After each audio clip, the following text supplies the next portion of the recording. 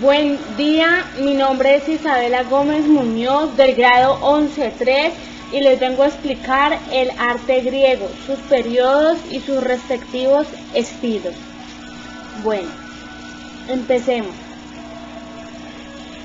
El periodo protogeométrico es una etapa arqueológica de la antigua Grecia que se extiende aproximadamente de los años 1050 al 900 a.C. El estilo marca la transición entre las decoraciones lineales más simples de la edad del bronce y el empleo de semicírculos y círculos concéntricos dibujados con compás. El periodo geométrico antiguo es que comienza la representación figurada de animales y personas al tiempo que la decoración gana terreno en el recipiente. Horror vacui, se conserva el fondo barnizado de negro. El geométrico medio aparecen dos innovaciones tipológicas. Por un lado, representaciones de caballos como pomos en las tapaderas de las pícides. Son caballos de formas geométricas muy esquemáticos. Por otro lado, aparece la forma del cántaro, que no está documentada anteriormente, pero sirve para funciones funerarias. El geométrico tardío es donde se fabrican recipientes de gran tamaño, en ocasiones de más de 1,5 metros, y en esta etapa predomina el fondo de color claro, con contraposición con las épocas anteriores. La decoración se presenta en forma continua y se generalizan las representaciones figuradas, primero de animales y finalmente humanas. En la primera vemos la del pintor del Dipilón, y como periodo del arcaico es una periodización de la historia de la antigua Grecia. El periodo arcaico, vamos a ver las creaciones más representativas de este periodo, que son los llamados kouron o kuros, jóvenes desnudos. Y el desnudo masculino se convierte en uno de los convencionalismos básicos del arte griego y el representar del ideal de la belleza antropomórfica que anima toda la escultura. Y el desnudo femenino no aparece hasta el clasicismo tardío en el siglo IV.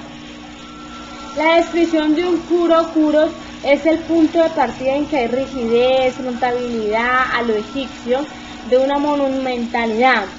Las figuras se presentan con los brazos pegados al cuerpo y la pierna izquierda ligeramente adelantada, los ojos almendrados y globulares, rigidez en las articulaciones y por supuesto una sonrisa arcaica. La core es el cuerpo humano casi se reduce a un tablero de mármol, con un leve estrechamiento a la altura de las caderas y un ligero abullamiento en el pecho. El carácter del ojo cerrado es aún más evidente. Son figuras poco expresivas con una tendencia a la idealización estática. El geometrismo es, como en el caso de las figuras masculinas, el rasgo más característico. El periodo clásico es el arte griego de la época clásica, donde alcanzó sobre todo en la escultura cotas de perfección que lo convirtieron en un modelo a imitar, luego primero por el arte romano y posteriormente por el renacimiento. El periodo helenístico se denomina así, o helenismo o periodo alejandrino, por Alejandro Magno, a una etapa histórica de la antigüedad cuyos límites cronológicos vienen marcados por dos importantes acontecimientos políticos: la muerte de Alejandro Magno y el suicidio de la última soberana helenística, Cleopatra VII de Egipto, y su amante Marco Antonio. Y tras su derrota en la batalla de Accio, es la herencia de la cultura helénica de la Grecia clásica que recibe el mundo griego a través de la hegemonía y supremacía de Macedonia. Entonces ahora vamos a hablar de quién fue Alejandro Magno para nosotros y para ellos en Grecia respectivamente. Entonces, tenemos que Alejandro Magno fue el hijo del rey Felipo II de Macedonia, crea el imperio helenístico y logró concentrar el poder de Grecia y anexar territorios en Medio Oriente y Asia. Bueno, ahora vamos a ver los estilos. El orden dórico es el más antiguo y sencillo.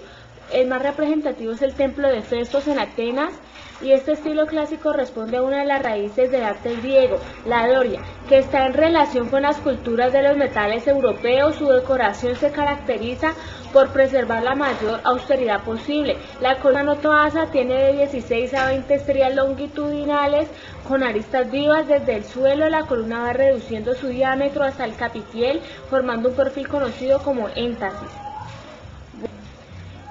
El estilo dórico era formal y austero. Se usaba normalmente en los templos de deidades masculinas y apareció en la Grecia continental, y de allí se difundió por las colonias griegas en Italia. El orden jónico, el más representativo, es el Erección en la Acrópolis de Atenas, de orden jónico. El orden jónico se hizo preponderante durante el periodo helenístico, pues es más decorativo y apropiado a la estética de este periodo que el más severo dórico. El rasgo más representativo de este estilo es el capitel con dos volutas o espirales encuadernado alequino del entablamiento destacado, el hecho de que el arquitrabe que se muestra usualmente es compuesto en 3 fajas horizontales llamadas platabandas, y que el friso sea una banda continua sin métopas ni triglifos. Las columnas son más esbeltas y ocasionalmente son sustituidas por estatuas de muchas llamadas cariátides, como ocurre en el Erección ahí señaladas. El orden corintio, la más representativa, es el templo de Zeus olímpico en Atenas, que dice: destaca como rasgo estilístico el capitel de forma de campana o invertida en cesta.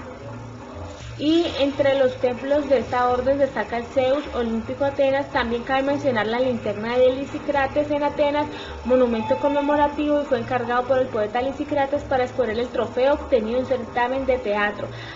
Aquel corintio es más ornamentado, más detallado, y así sucesivamente se puede observar imágenes que tenemos.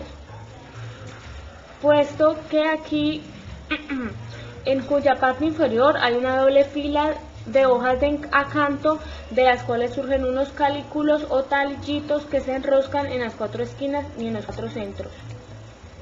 Aquí vamos a ver lo que se denomina el metopafriso en las órdenes de estilo. El orden dórico, el orden jónico y el orden corintio de estas columnas. Vamos a hablar ahora de lo que vamos a denominar los templos. Empecemos por el templo de Zeus. Durante el siglo II a.C. los romanos ingresarían en la vida de los griegos. Después de la derrota de los reyes macedonios Felipe V y Perseo, los territorios pertenecientes del reino de Macedónica, inclusive Grecia, serían anexados por los romanos durante la imparable expansión romana por el mar Mediterráneo oriental. Prácticamente todos los reinos helenísticos serían dominados, el último de ellos, Egipto, donde reinaba Cleopatra de la dinastía ptolomaica, sería derrotada y anexada en el año 31 a.C., lo que daría el inicio al Imperio Romano con la coronación de Augusto. El templo fue construido en mármol del monte Pantélico, medía 96 metros de largo en sus lados mayores y 40 metros a lo largo de sus caras oriental y occidental. Constaba de 104 columnas corintias y cada una de 17 metros de alto, de las cuales 48 estaban colocadas en filas triples bajo los frontones y 56 en filas dobles en los lados. Solo 16 de estas columnas sobreviven hoy, 13 de ellas en el lado este en pie, de las 3 restantes en el lado oeste. Una se derrumbó en 1852 y está todavía tendida donde cayó. Antíoco IV Epifanes, que contrató al arquitecto romano Cusutius para diseñar el templo más grande del mundo. Cuando Antíoco murió, el trabajo estaba retrasado. Entonces, en el año 86 a.C., después de que las ciudades griegas cayeran bajo el dominio romano, el general Sila llevó 2 columnas del templo incavado a Roma para adornar el templo de Júpiter Capitolino en la colina Capitolina. Estas columnas influyeron en el desarrollo del estilo colonial.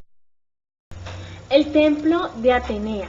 En su interior hubo un zoanon, imagen de Atenea personificada como Nike, o diosa alada, símbolo de las victorias navales a la que se le cortaron las alas, para que nunca pudiese abandonar la ciudad. Pero el templo no estaba destinado a grandes reuniones. Para eso tenían enfrente un altar que permitía celebrar las ceremonias al aire libre. En el templo, en su estado actual, ha sido fielmente restaurado, pero ha perdido parte del entablamiento, la cubierta y los torres. Este es el templo de Atenea. Ahora veamos el templo de Apolo. El templo de Apolo, construido en estilo dórico, disponía de 6 columnas de toba en el frente y 15 en los lados. Se accedía mediante 3 escalones, que a su vez descansaba en una terraza inferior sostenida por un muro poligonal. Sobre esta terraza, entre otros edificios, se encontraba probablemente la sede de la Pirgen. En la sala subterránea del templo, donde estaba ubicado el amapolas y borboteaba el agua de la fuente Casotide, la sacerdotisa de Apolo pronunciaba sus oráculos sibilinos que los sacerdotes interpretaban y transcribían. Muchas gracias por ver este video.